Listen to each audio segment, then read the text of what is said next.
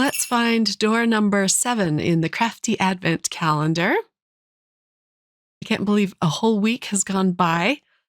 These videos sure keep me busy, but I love doing them. And this door is pretty big, and it looks like we have a stencil. Let's pull this out of the box and take a closer look. It's a layering stencil, according to the inside of the door.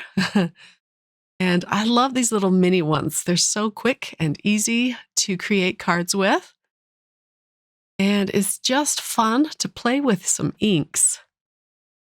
I picked out a few colors, and I'm going to stencil this onto a piece of white cardstock, but it would look gorgeous on a piece of colored cardstock if that's what you want to do. I'll start with kind of a light peach color. I used some yellow tape to tape down this stencil. I love Spellbinder's yellow Best Ever Craft tape. It has just the right amount of tack to it. Okay, so here is the first stencil. Let's put the second stencil in place. I'm going to use some dark orange for this one. And I'm using some small brushes for these. Okay, there is the orange. It's looking really pretty. This is a fun design. And then the third stencil, I'm going to use some dark pink ink with. Let's take a look at how this turned out. Not to rip the paper. There we go. Oh, that's so pretty.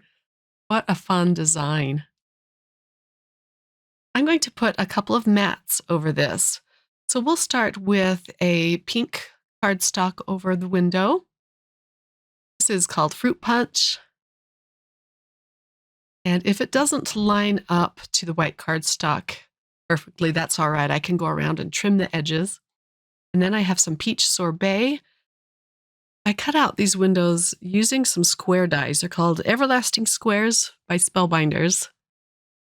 And they may not be perfectly aligned, but that's okay. I trimmed off the Fruit Punch pink cardstock a little bit. For the sentiment, I'm also going to use some dies from Spellbinders. This one is called Just a Tweet.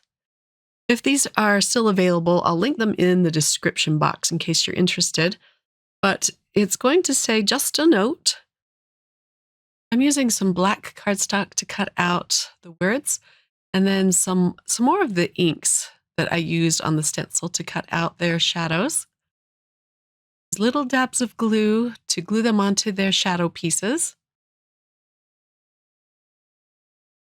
And then I'm just going to glue these down flat on the card.